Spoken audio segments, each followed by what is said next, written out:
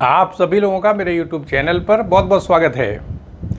वेदांत दर्शन के अंतर्गत आत्मा की अवधारणा को देखने का प्रयास किया जाएगा बहुत ही संक्षेप में। यानी शंकराचार्य की दृष्टि में, रामानुजाचार्य की दृष्टि में, मध्वाचार्य की दृष्टि में, निम्बिकाचार्य की दृष्टि में, वल्लभाचार्य की दृष्टि में आत्मा या जीव की क्या स्थिति है, इसको आपके सामने रखने की कोशिश की जाएगी। सबसे पहले हम ये समझ लें कि शंकराचार्य की दृष्टि में इनका सिद्धांत अद्वैतवाद कहलाता है। जब हम वेदांत की बात करते हैं तो वेदों का अंतिम भाग की बात कर रहे हैं, यानी उपनिषदों की बात कर रहे हैं, क्योंकि पहले 4 वेद हैं, फिर उनका खुलासा गद्य में किया गया ब्राह्मण ग्रंथों में, उसके बाद फिर आरण्यक ग्रंथ हैं, उसके बाद आते हैं उपनिषद।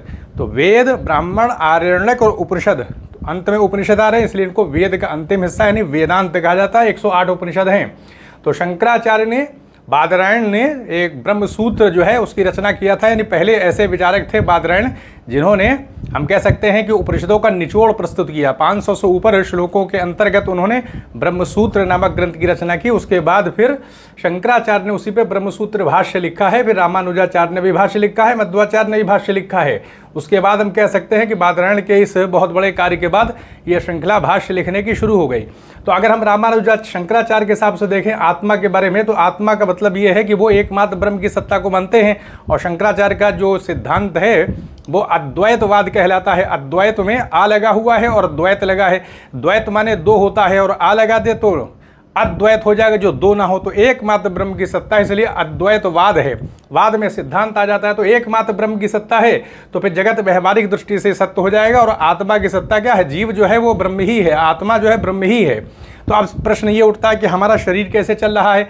तो शरीर आत्मा यानी माया के माध्यम से निर्मित किया गया है ब्रह्म के द्वारा। एक सत्ता पर ब्रह्म की है, दूसरी सत्ता अपर ब्रह्म की है। पर ब्रह्म की सत्ता कोई क्रिया नहीं करती, अपरिवर्तनशील सत्ता है, तो ऐसे में जगत प्रकट नहीं हो सकता, क्योंकि उसके माध्यम से तो कोई क्रिया नहीं की जाएगी। तो फिर उसी के माध्यम से यानी ब्रह्म के द्वारा ईश्वर को अभिव्यक्त कर दिया जाता है। फिर ईश्वर के द्वारा माया शक्ति का उपयोग करके जगत व्यवहारिक दृष्टि से बना दिया जाता है, जिसमें हमारा शरीर भी है। क्योंकि सूर्य एक होता है तो प्रतिबिंब अलग अलग तालाब में अलग अलग दिखाई पड़ेगा, उसी प्रकार से चेतना एक ही है, ब्रह्म की चेतना है, वो अलग अलग शरीरों में उसकी अभिव्यक्ति होती है। इसी वजह से हम आत्मा कहते हैं, वरना आत्मा ही ब्रह्म है। तो शंकराचार्य के हिसाब से आत्मा ही ब्रह्म है, ब्रह्म के अलावा और किसी की सत्ता नहीं है।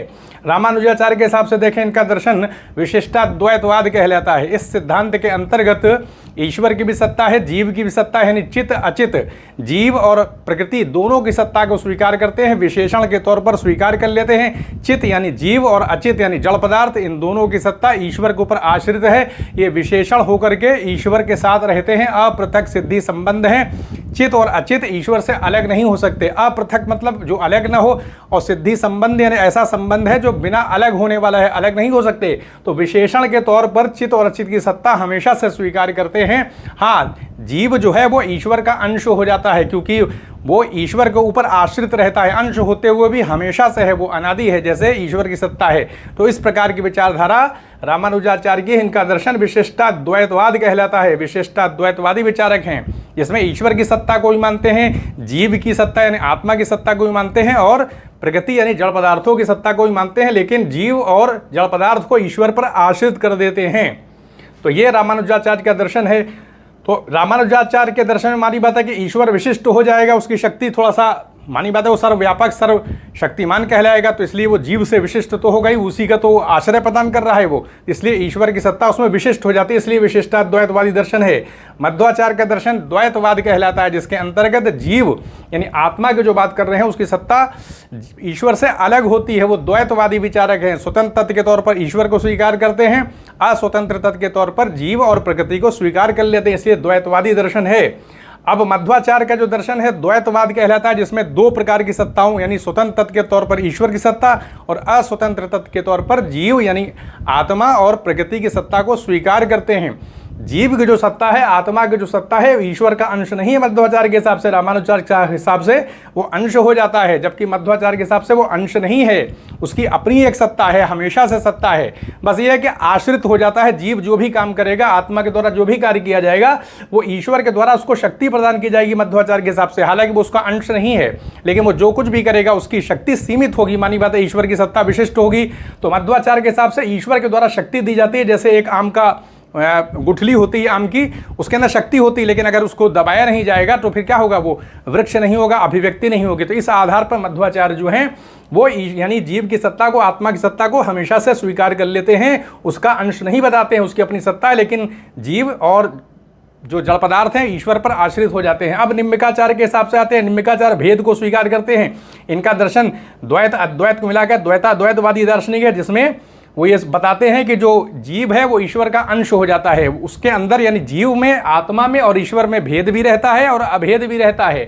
यानी आत्मा ईश्वर पर आश्रित भी रहती है, लेकिन उसकी स्वतंत्र सत्ता भी रहती है। इस प्रकार से मानते हैं, अंश को स्वीकार कर लेते हैं।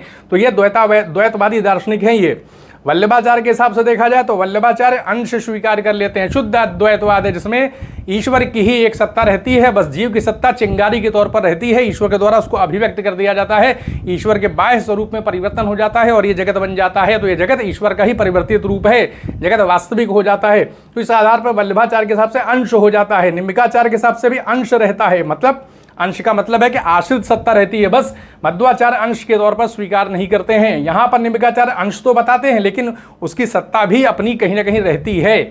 और रामानुजाचार्य अंश स्वीकार करते हैं विशेषण के तौर पर, और शंकराचार्य किसी की सत्ता यानी एकमात्र ब्रह्म की सत्ता को स्वीकार करते हैं। तो ये संक्षेप में आपके सामने एक विचार जो है वेदांत दर्शन के अंतर्गत जीव का यानी आत्मा की जो स्थिति है उसके बारे में रखने का प्रयास किया गया। तो यहीं पर अनुमति दें, चैनल को सब्सक्राइब भी करें, शेयर भी करें। आप सभी लोगों का बहुत बहुत धन्यवाद।